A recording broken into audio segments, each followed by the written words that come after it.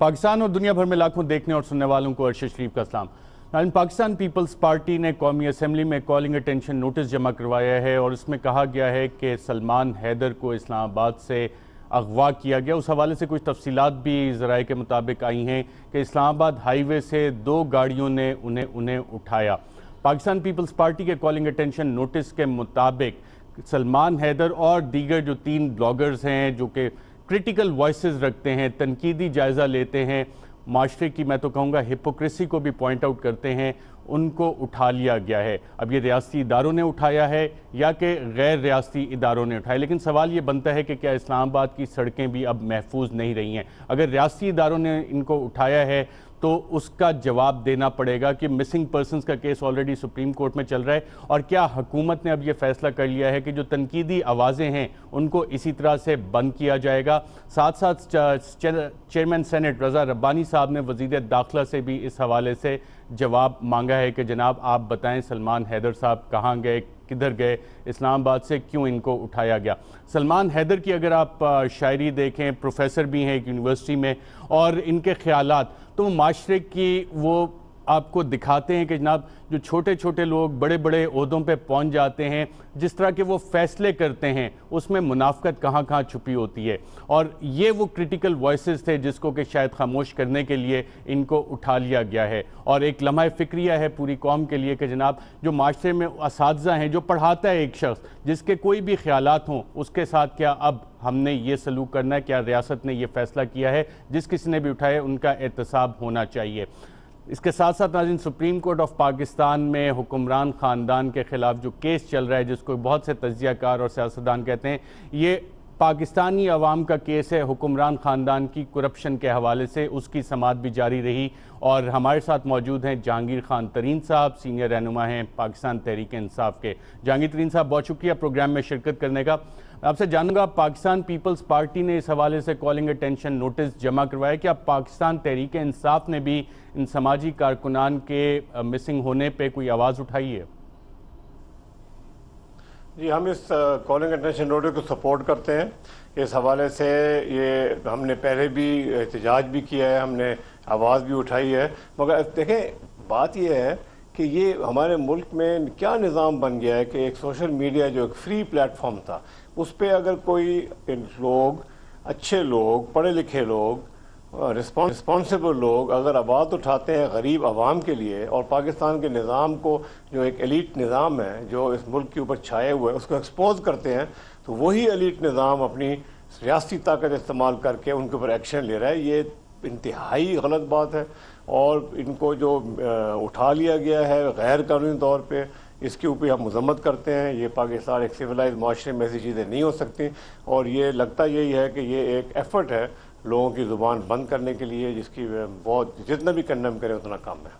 بالکل، جن لوگوں نے اور خاص طور پہ وزارت داخلہ کیونکہ رسپانسبل ہے، چیئرمین سینٹ نے جواب بھی مانگا ہے وزیر داخلہ سے، کیا وزیر داخلہ اتنے لا علم ہے کہ جناب اسلام آباد ہائی وے سے جو میرے پاس ذرائع سے اطلاع آ رہی ہے کہ جناب جو سی سی ٹی وی کیمرے ہیں سیف سٹی پروجیکٹ کے، اس میں 2 گاڑیاں ڈیٹیکٹ ہوئی، ایک جعلی نمبر پلیٹ والی گاڑی تھی، دوسرے کا پتہ ہی نہیں لگا کہ جناب گاڑی کون سی تھی، اور انہوں نے سلمان حیدر کو اٹھایا۔ اسلام آباد ہائی وے پہ یہ کام ہو رہا ہے، جہاں پہ آپ کو بھی اسلام آباد معلوم ہے کتنی چیک پوسٹ وہاں پہ موجود ہیں، اور پوری ریاستی مشینری اس پہ خاموش بیٹھی ہے۔ اتنے دن ہو گئے ہیں کہ ایک شخص لاپتہ ہو گیا، اور وہ ساتھ ساتھ پڑھاتا بھی ہے یونیورسٹی میں۔ جی بالکل، یہ انٹیریئر منسٹری کی ہی ذمہ داری ہے، اور انٹیریئر منسٹری کی ہی نااہلی ہے، اور اس کے بارے میں نہ انہوں نے کوئی سٹیٹمنٹ جاری کی ہے، نہ کوئی جواب دیا ہے۔ ایسے یہ ایکٹ کر رہے ہیں جیسے انہوں نے یہ چیز سنی بھی نہیں ہے ابھی تک۔ تو اس چیز سے، اس سائلنس سے اور خدشے اٹھتے ہیں کہ شاید یہی خود ملوث ہیں اس کے اندر۔ مجھے اس بات کا پتہ نہیں ہے، مگر اس وقت تو یہی لگتا ہے کہ اگر انٹیریئر منسٹری اس پہ ایکشن نہیں لے رہی ہے، ایمرجنسی ڈکلیئر کی، 3-4 ہمارے پاکستان کے شہری اسلام آباد سے اغوا ہو گئے ہیں اور غائب ہیں، اس بارے میں یہ کوئی ایکشن نہیں لے رہا ہے، تو پھر کیا مطلب، ہم اس کا کیا نتیجہ نکالیں؟ بالکل، اور پاکستان پیپلز پارٹی کے کالنگ اٹینشن نوٹس میں یہ بات بھی اس میں درج ہے کہ یہ ایک باقاعدہ طور پہ کارروائی لگتی ہے، منظم کارروائی جس کے تحت یہ اقدام لیا گیا، اور سلمان حیدر نے اس واقعے سے پہلے ایک نظم لکھی تھی اور اپنے لاپتہ ہونے کا خدشہ بھی اس حوالے سے ظاہر کیا تھا۔ جہانگیر ترین صاحب، آپ کے وکیل نعیم بخاری صاحب مزید کتنا ٹائم لیں گے سپریم کورٹ میں پاناما کیس کے حوالے سے؟ کل ہماری صرف ایک جو ایشو ہے وہ رہ گیا ہے، وہ ہے فلیگ شپ انویسٹمنٹ کے حوالے سے. اگر آپ چاہیں گے تو میں اس کے بارے میں بھی ڈیٹیل بتا دوں گا. تو زیادہ سے زیادہ 1 گھنٹہ کا لگے گا، اور اس کے بعد پھر باقی جو 3 وکیل ہیں، 3 ہیں یا 4 ہیں، نواز شریف صاحب اور ان کی فیملی کے، ان کی باری آئے گی. تو شیخ رشید صاحب بھی آئیں گے. فلیگ شپ انویسٹمنٹ کے حوالے سے کل آپ کی کیا اسٹریٹجی ہوگی سپریم کورٹ میں؟ دیکھیں بڑی ایشو، کل شیخ رشید صاحب بھی آئیں گے، شاید جماعت اسلامی کے وکیل بھی آئیں، مگر ہمارے وکیل 1 گھنٹہ لگائیں گے زیادہ سے زیادہ. فلیگ شپ انویسٹمنٹ کی جو کل وہ وکیل صاحب ہمارے بات کریں گے، بڑی دلچسپ کہانی ہے. پرائم منسٹر صاحب نے اپنے تقریر کی قوم کے سامنے اور کہا کہ 30 جون 2005 کو ہم نے جدہ کی سٹیل مل بیچی اور وہ وسائل استعمال کیے، میں نے دیے وہ وسائل اپنے بچوں کو کاروبار کرنے کے لیے، اور وہ مل بیچی جون 2005 میں. ہمارے پاس دستاویزات موجود ہیں کہ حسن نواز صاحب نے 2001 میں کمپنی بنائی فلیگ شپ انویسٹمنٹ کے نام سے پراپرٹی خریدنے کے لیے، اور ان کی جو فائنینشیل سٹیٹمنٹس ہیں، یعنی بیلنس شیٹ ہے، تمام جو ان کے قانونی طور پہ ان کو فائل کرنی پڑتی ہے انگلینڈ میں، وہ کیونکہ آف شور کمپنی نہیں ہے، انگلینڈ کی کمپنی ہے، تو اس کی تمام ڈیٹیلز فائنینشیل ہم نے لے لی ہیں. اس میں یہ ثابت ہو رہا ہے کہ 2001 سے لے کے 2005 تک انہوں نے پرسنلی ذاتی طور پہ حسن نواز شریف صاحب نے 2 ملین پاؤنڈ کی انویسٹمنٹ کی ہے فلیگ شپ انویسٹمنٹ کمپنی میں. 2 ملین، اس کمپنی کے ریکارڈ میں لکھا ہوا ہے کہ جی اس سال 5 لاکھ پاؤنڈ دیے، اس سال 7 لاکھ دیے، اب وہ اتنے ہو گئے، اور 2005 تک 2 ملین پاؤنڈ یعنی کہ 20 کروڑ پاؤنڈ. اس کو آپ اس زمانے سے 150 سے ملٹیپلائی کر لیں تو آپ کو پاکستانی روپے کی رقم مل جائے گی. اب سوال یہ پیدا ہوتا ہے کہ یہاں نواز شریف صاحب فرما رہے ہیں کہ جی 2005 میں عزیزیہ سٹیل مل بیچ کے میں نے بچوں کو پیسے دیے کاروبار کرنے کے لیے. تو یہ کروڑوں اربوں روپے کہاں سے آئے 2001-2005 سے پہلے؟ یہ تو اگر یہ اپنی اس کی حساب نہیں دے سکتے، اس کی منی ٹریل نہیں دے سکتے، تو پھر تو اس کا مطلب یہ ہے کہ یہ پیسے انہوں نے منی لانڈرنگ کر کے باہر بھیجے، اور یہ پیسے نہ یہ ان کے ٹیکس ریٹرنز میں موجود ہیں، نہ یہ پیسے کسی طرح سے دکھا سکتے انہوں نے کہاں سے کمائے. تو یہ تو سراسر آپ یہ سمجھیں کہ یہ پکڑے گئے ہیں اس معاملے میں، پاناما کیس کے سے الگ ایک اور اس چیز میں ملوث ہو گئے. جہانگیر ترین صاحب، آج آپ کے وکیل نے ایک کافی انٹرسٹنگ پوائنٹ اٹھایا، اور بہت سے پاکستانی یقیناً یہ جاننا چاہیں گے کہ آپ نے یہ والا پوائنٹ کیوں اٹھایا کہ مثلا ایک سائیکل والا ہے، وہ بھی چاہے گا کہ وہ ایک سائیکل اگر لیتا ہے تو سال بعد اس کی قیمت بھی ملٹیپلائی ہو جائے 5-6 گنا. کوئی موٹر بائک جس کے پاس ہے اس کی قیمت بھی بڑھ جائے، کسی کے پاس سوزوکی گاڑی ہے تو اس کی قیمت بھی اسی طرح بڑھ جائے کہ مریم صفدر صاحبہ کی 35 لاکھ کی BMW ایک سال میں تقریباً 2 کروڑ اور 80 لاکھ کی ہو گئی. یہ فارمولا کیا ہے اس حوالے سے، اور آپ نے یہ والا نقطہ اٹھایا کیوں آج سپریم کورٹ میں؟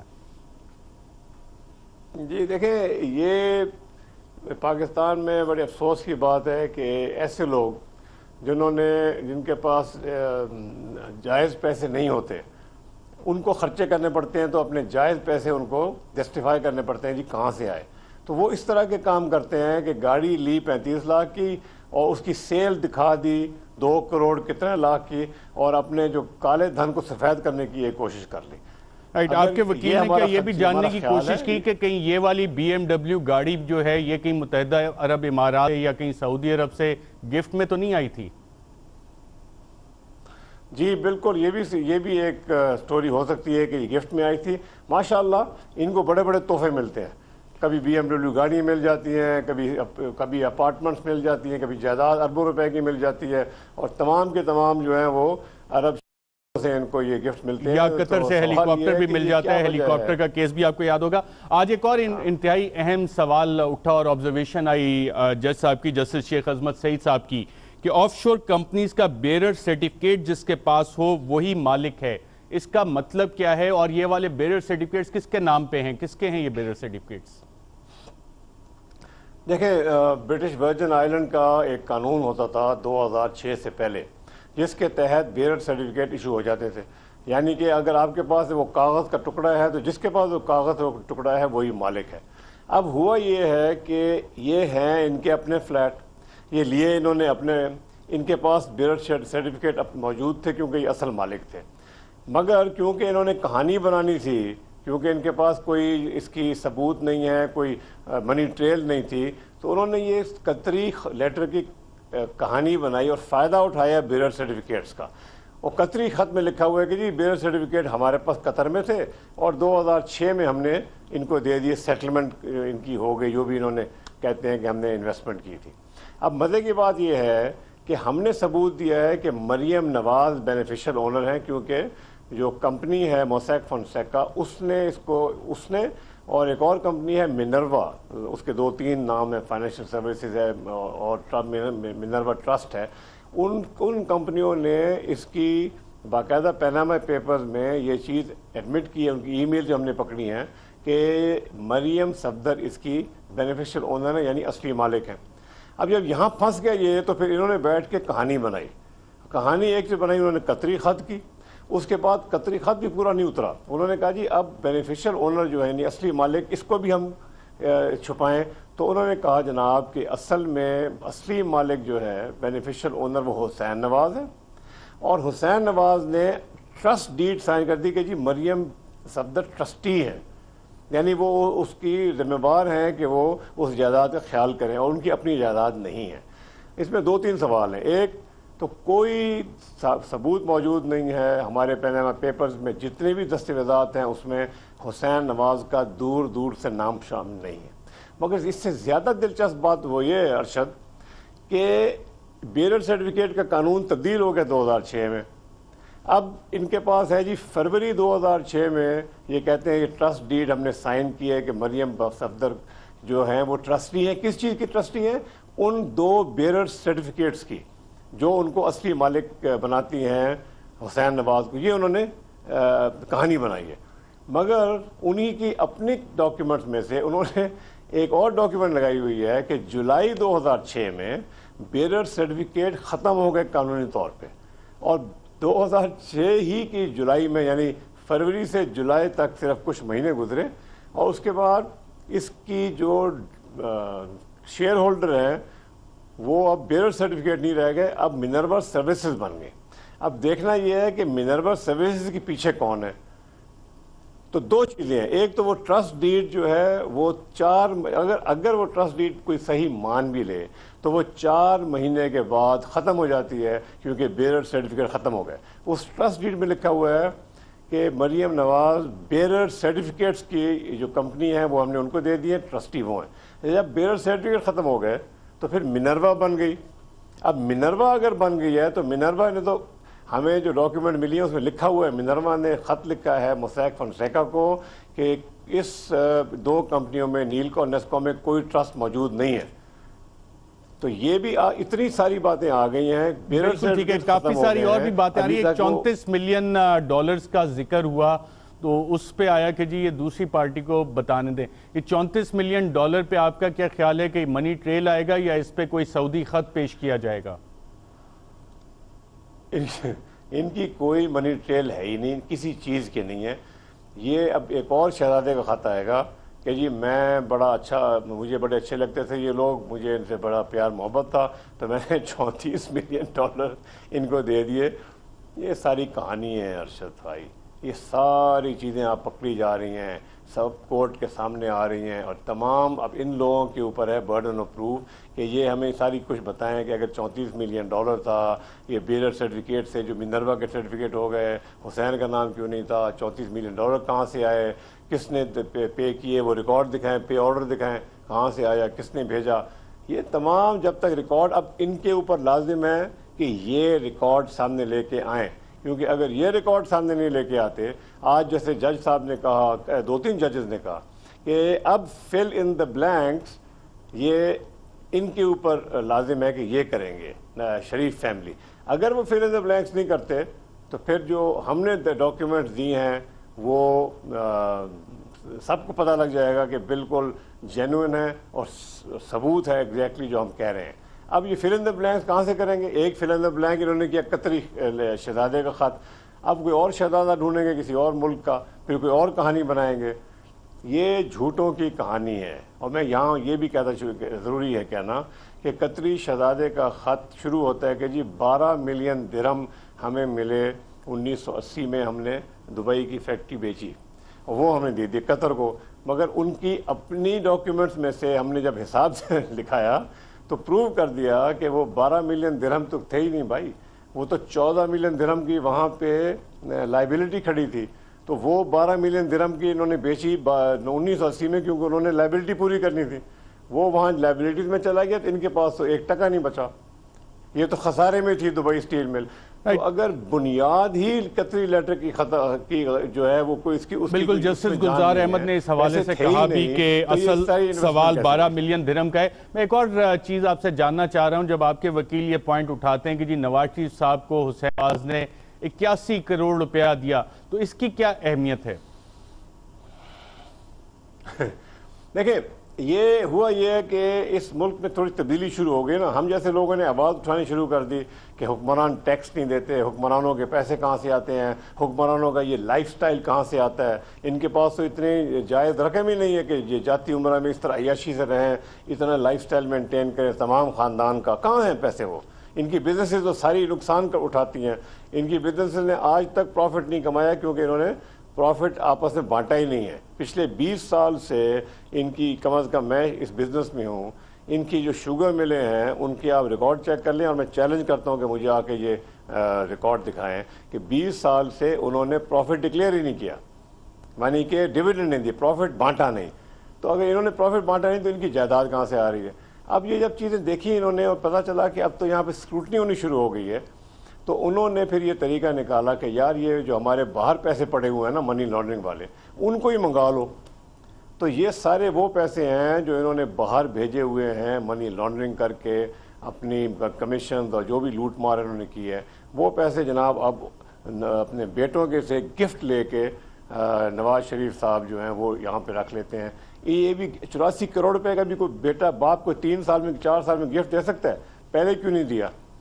تو یہ ایک اور تحفے کا بھی ذکر آیا کہ مریم نواز نے اپنے والد سے 86 کروڑ سے زائد کی رقم وصول کی. اس کی کیا اہمیت ہے؟ یہ آپ نے پوائنٹ کس لیے اٹھایا سپریم کورٹ میں؟ جی اس لیے اٹھایا کہ مریم صفدر جو ہے ان کی کوئی اپنی سورس آف انکم نہیں ہے.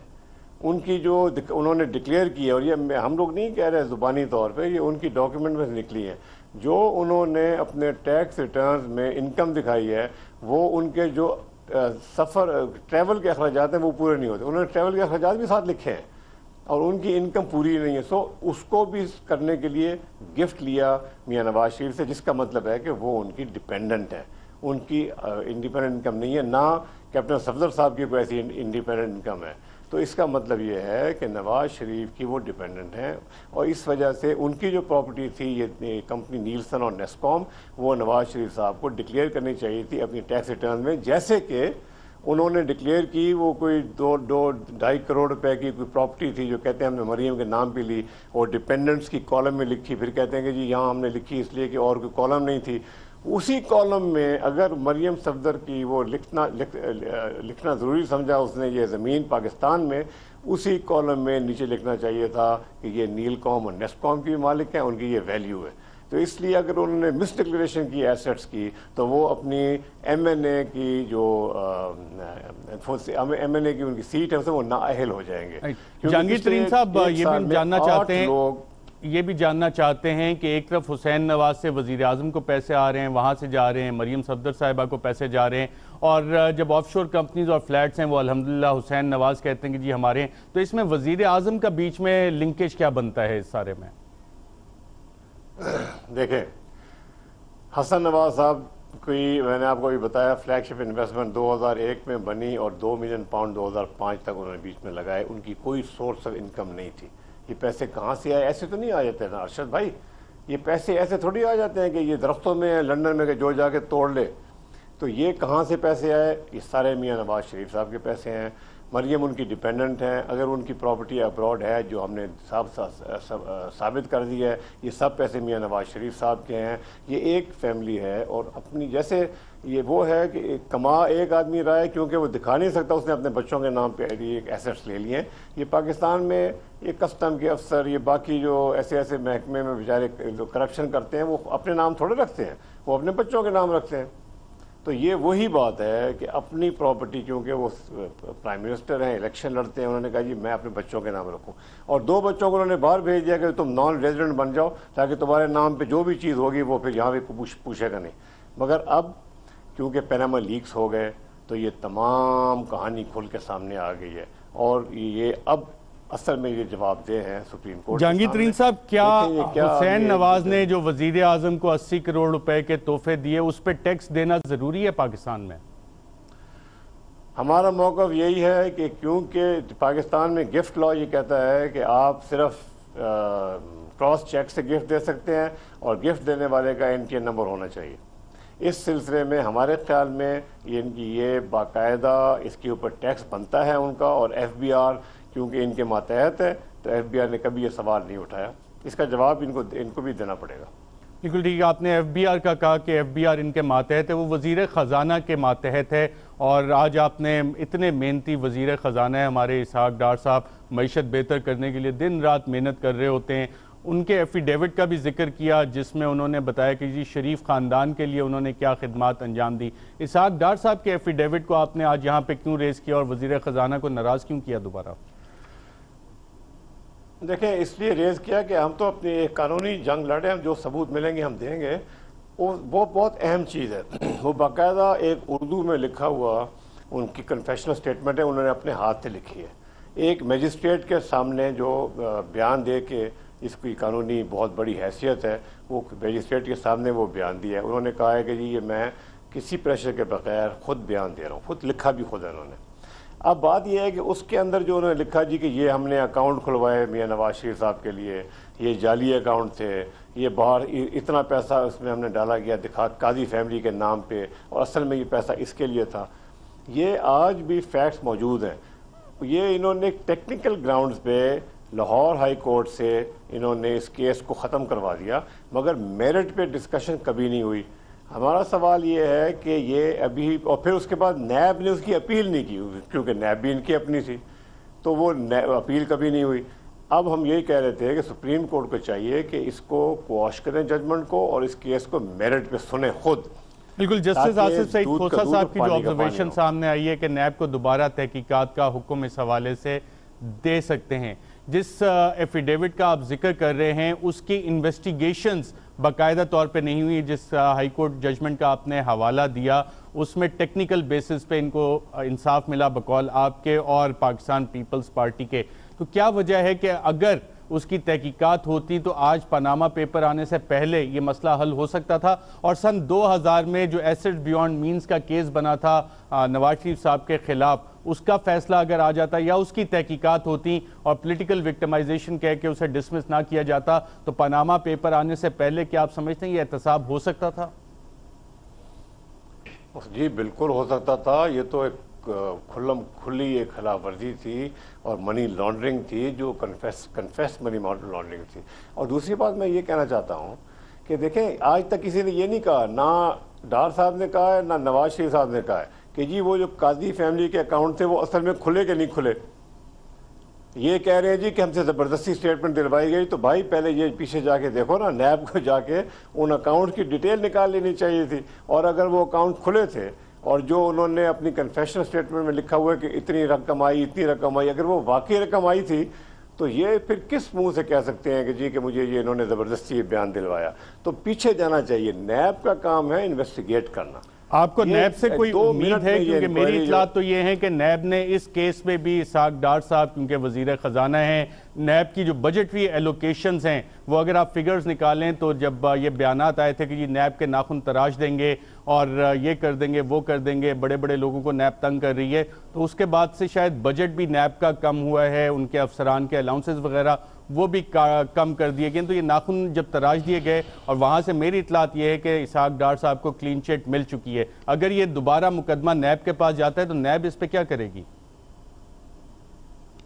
اس نیب سے مجھے اور میری پارٹی کو کوئی امید نہیں ہے. جس طرح اس وقت نیب ہے، جن کے کنٹرول میں ہے اور جس طرح یہ کام کر رہی ہے، ہمیں صفر امید ہے کہ وہ ایک پرائم منسٹر کی اور فائنانس منسٹر کا انویسٹیگیشن کر سکتے ہیں. مگر جب یہ انویسٹیگیشن ہو تو ہم نے یہ بھی ڈیمانڈ کیا ہے کہ نیب کے چیئرمین اور ان کی پوری جو ٹیم ہے ان کو بالکل اس انویسٹیگیشن میں نہیں ہونا چاہیے. میں آج ایک اور بات کہوں گا, میں تو یہ سمجھتا ہوں کہ حالات یہ ہو گئے ہیں کہ نیب کو ڈائریکٹلی سپریم کورٹ کے نیچے کر دینا چاہیے تاکہ ان کے اوپر کوئی سیاسی دباؤ نہ آئے اور یہ صحیح انکوائری کر سکیں. اور اگر سپریم کورٹ آرڈر کرے ان کو تو یہ جا کے ہر پاکستان کے بڑے سے بڑے آدمی کی انکوائری کر سکیں.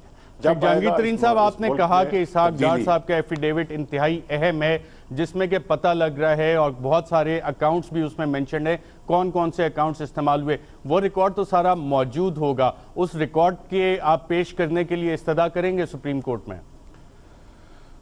دیکھیں, یہ ہم نے آج بات کر دی ہے اور بینچ نے یہ بھی ڈائریکٹ میرا خیال ہے کامنٹس دیے ہیں کہ یہ چیز جو ہے نیب کو ہم کہہ سکتے ہیں کہ ہم پھر انویسٹیگیٹ کریں.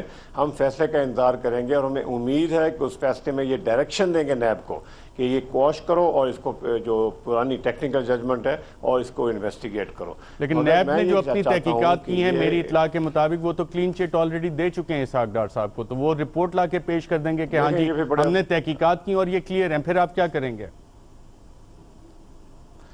دیکھیں, اگر ادارے بھی مل جائیں, اگر تمام جو پاورفل لوگ ہیں وہ آپس میں مل کے ہر کو ایک دوسرے کو کلین چٹ دیں تو یہی تو افسوس ہے اس ملک کا. یہی تو چیز ہے جس کے خلاف ہم سٹرگل کر رہے ہیں, یہی تو چیز ہے جس کے خلاف ہم سڑکوں پہ نکلتے ہیں, ہم جلسے کرتے ہیں, عوامی رابطہ مہم کرتے ہیں تاکہ پاکستان کے عوام کو بتائیں کہ ان کا پیسہ کیسے لوٹا جا رہا ہے اور یہ لوگ کیسے مل جل کے یہ کام کر رہے ہیں. ہر ادارہ مل جاتا ہے ان کے ساتھ. کیوں؟ کیونکہ یہ طاقتور لوگ ہیں, یہ لوگوں کو ڈراتے ہیں, دھمکاتے ہیں, ہر چیز کے اوپر کیس کھول لیتے ہیں. تو یہ ملک کا المیہ ہے ارشد, بہت بڑا المیہ ہے. بالکل, آج اسحاق ڈار صاحب نے یہ اقرار بھی کیا کہ پاکستان سے پچھلے 5 سال میں صرف دبئی $7.6 بلین ٹرانسفر ہوئے, یعنی تقریباً 750 ارب روپیہ پچھلے 5 سالوں میں صرف دبئی گیا ہے. اگر دبئی گیا ہے اور اس کے علاوہ دیگر ممالک میں کتنا گیا ہوگا, پاکستان سے پیسہ باہر گیا ہے. یہ وہ پیسہ ہے 750 ارب روپیہ, $7.6 بلین جو بلوچستان کے ترقیاتی بجٹ سے زیادہ ہے, جو خیبر پختونخوا کے ترقیاتی بجٹ سے زیادہ ہے, جو سندھ کے ترقیاتی بجٹ سے تھوڑا سا شاید کم ہے. لیکن اتنا سارا پیسہ صرف ایک جگہ پہ گیا ہے پاکستانیوں کا. اگر یہ پاکستان کے ترقیاتی کاموں میں استعمال ہو, اور اسحاق ڈار صاحب کہتے ہیں کہ جناب ہم اس کے خلاف کر کچھ نہیں سکتے کیونکہ یہ بینکنگ چینل سے گیا ہے اور اینٹی منی لانڈرنگ لاز بھی پاکستان میں موجود ہیں. ایک شخص اگر ایان علی $5 لاکھ لے کے بیگ میں ڈال کے لے کے جائے تو وہ تو پکڑی جا سکتی ہے, لیکن اگر بینک کے ذریعے آپ لے کے جائیں اور بلینز آپ باہر لے جائیں تو آپ کو پاکستان کا قانون کچھ نہیں کہہ سکتا. ناظرین, یہاں پہ ہم وقفہ لیں گے. وقفہ جب دوبارہ واپس آئیں گے تو اسحاق ڈار صاحب کے اس مشہور زمانہ ایفیڈیوٹ میں کیا کیا اقرار کیے گئے وہ آپ کو دکھائیں گے ایک وقفے کے بعد.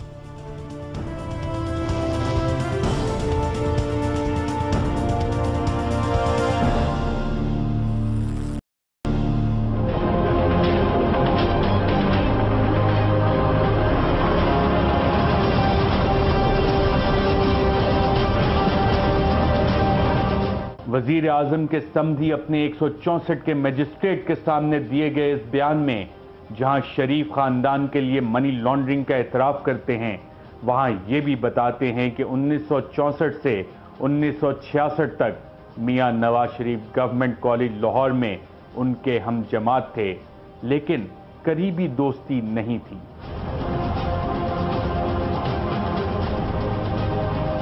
اسحاق ڈار کے اس بیان کو مزید تقویت میاں نواز شریف کی BA کی اس ڈگری سے ملتی ہے جس کے مطابق انہوں نے گورنمنٹ کالج لاہور کے سابق طالب علم کی حیثیت سے تقریباً اسی دور میں پارٹس میں BA کا امتحان دیا اور 700 میں سے 340 نمبر یعنی 48% نمبروں کے ساتھ سیکنڈ ڈویژن حاصل کی.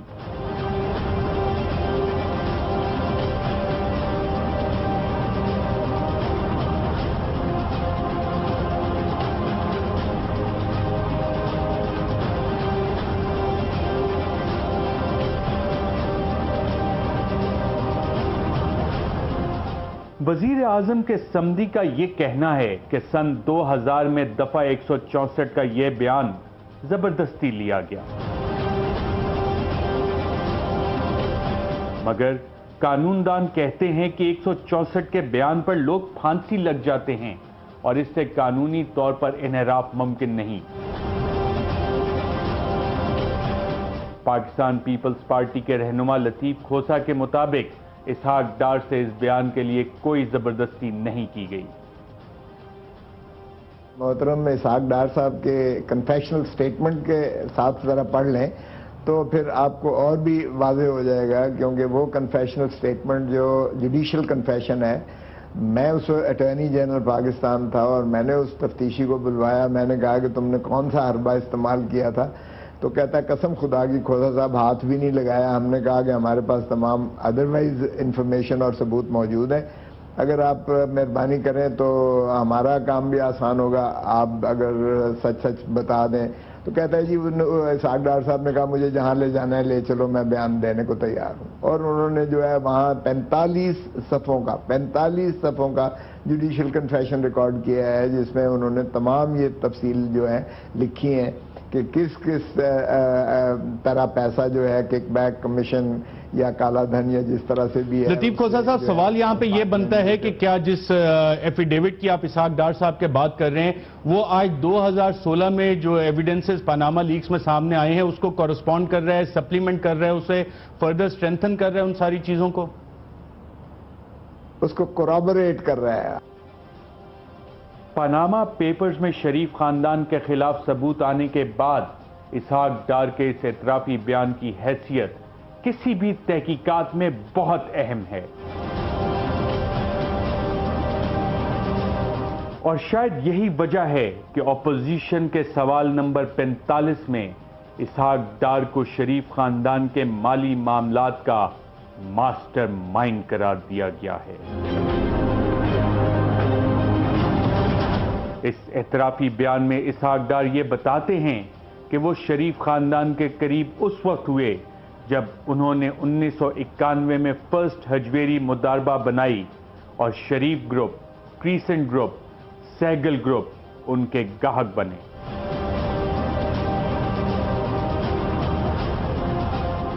اس سے پہلے 1990 میں اسحاق ڈار کی ملاقات شہباز شریف سے ہو چکی تھی، جو اس وقت Lahore chamber of commerce and industries کے صدر تھے۔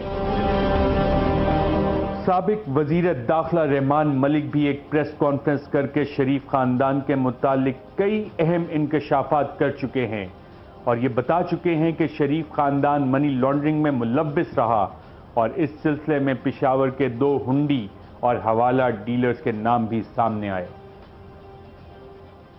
اسحاق ڈار صاحب نے کہا ہے کہ میں نے یہ ساری منی لانڈرنگ، میں پڑھ کے سناؤں گا، یہ ساری منی لانڈرنگ جو ہے میں نے میاں شہباز شریف اور نواز شریف کے کہنے پہ کی۔ اسحاق ڈار کا ایفیڈیوٹ ہی شریف خاندان کی مبینہ منی لانڈرنگ کو بے نقاب کرنے والا واحد ڈاکومنٹ نہیں ہے۔ سرکاری تحقیقاتی اداروں نے برسوں کی ارک ریزی کے بعد شریف خاندان کی مبینہ منی لانڈرنگ پر ایک جامع رپورٹ تیار کی تھی۔ یہ تحقیقات 1993 میں شروع کی گئی تھیں، اور حیران کن بات یہ ہے کہ اسحاق ڈار نے سن 2000 میں جو شریف خاندان کی منی لانڈرنگ کی تفصیلات بتائی تھیں، وہ تفصیلات اس رپورٹ میں بھی ہمیں ملی۔ سرکاری کاغذات کے اس پلندے کے مطابق نواز شریف نے اپنے کالے دھن کو سفید کرنے کے لیے 1992 میں اکنامک ریفارمز ایکٹ متعارف کروایا۔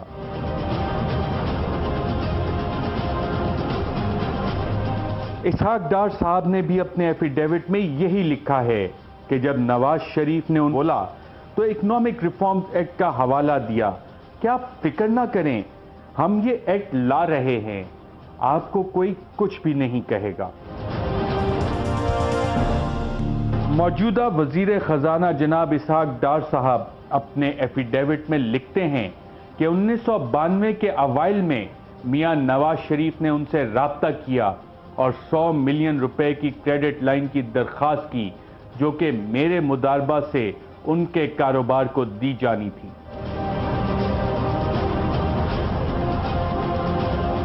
جناب اسحاق ڈار کے بقول جب انہوں نے میاں نواز شریف سے پوچھا کہ اس کے بدلے کولیٹرل میں کیا ہوگا تو نواز شریف کا کہنا تھا کہ وہ فورن کرنسی فنڈ کولیٹرل کی صورت میں دیں گے۔ اسحاق ڈار نے آگے چل کے یہ بھی بتایا کہ ان کو نواز شریف نے قاضی خاندان کے 4 افراد کے پاسپورٹ کی کاپیاں فراہم کیں اور یہ کہا کہ ان اکاؤنٹس کو تو آپ آپریٹ کریں۔ ڈار صاحب یہ فرماتے ہیں کہ 4 میں سے 2 اکاؤنٹ جو کہ سکندرہ مسعود قاضی اور طلعت مسعود قاضی کے نام پر تھے میں نے کھولے، جبکہ باقی 2 اکاؤنٹ حجویری مداربہ کے ڈائریکٹر نعیم نے کھولے اور آپریٹ کیے۔ یہ دونوں اکاؤنٹ نصرت گوہر اور کاشف محمود قاضی کے نام پر تھے۔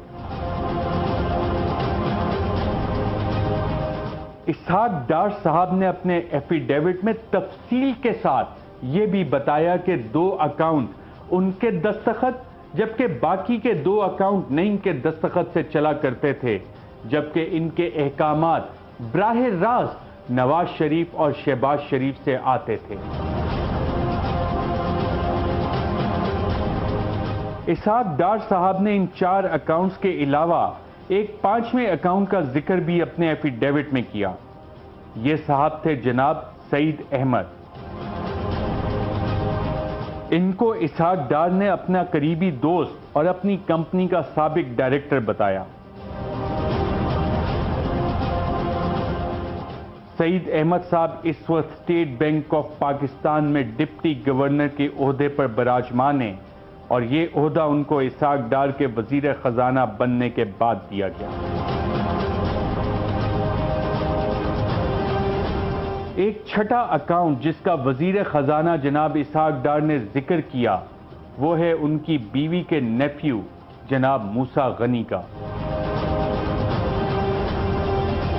اسحاق ڈار کے بیان کے مطابق سعید احمد صاحب اپنا فورن کرنسی اکاؤنٹ خود چلاتے تھے، جبکہ موسیٰ غنی کا اکاؤنٹ اسحاق ڈار کے دستخط کے ذریعے چلایا جاتا تھا۔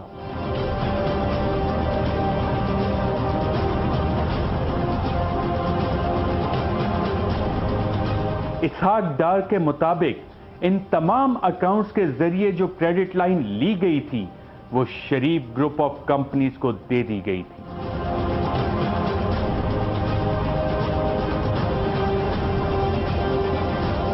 ان 6 اکاؤنٹس کے علاوہ بھی اسحاق ڈار نے خود مانا کہ وہ اور بھی کئی اکاؤنٹ ایسے چلاتے رہے جن کے ذریعے قرض حاصل کیا گیا۔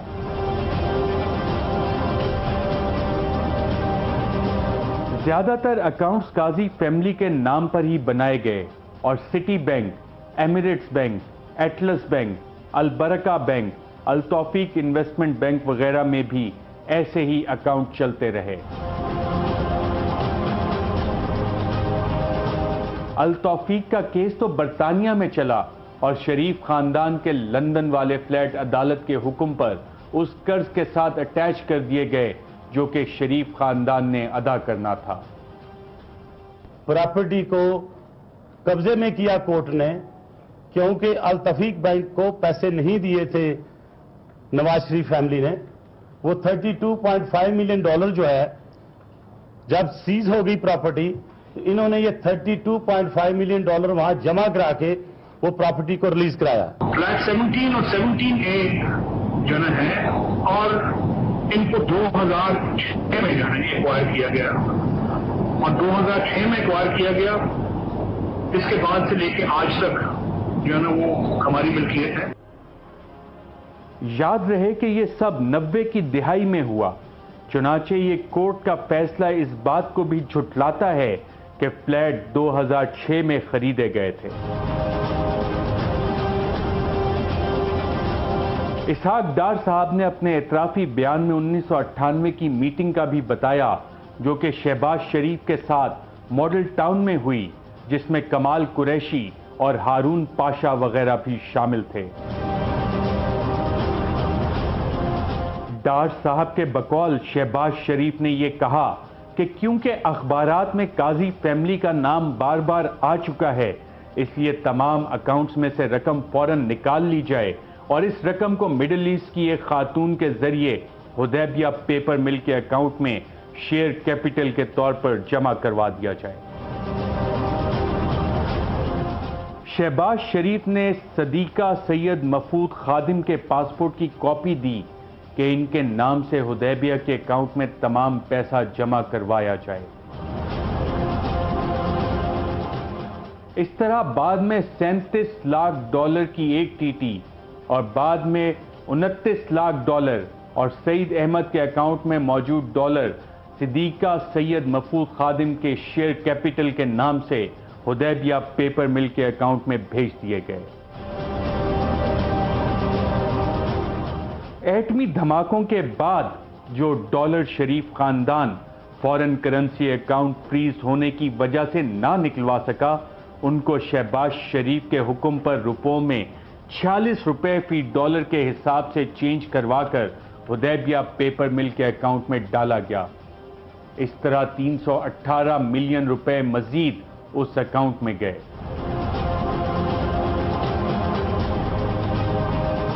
اسحاق ڈار صاحب نے یہ بھی انکشاف کیا کہ یہ تمام رقوم بعد میں شریف خاندان نے اپنے قرض اتارنے کے لیے استعمال کی، جس سے یہ ثابت ہوا کہ یہ قاضی خاندان کی نہیں بلکہ ان کی اپنی رقوم تھی۔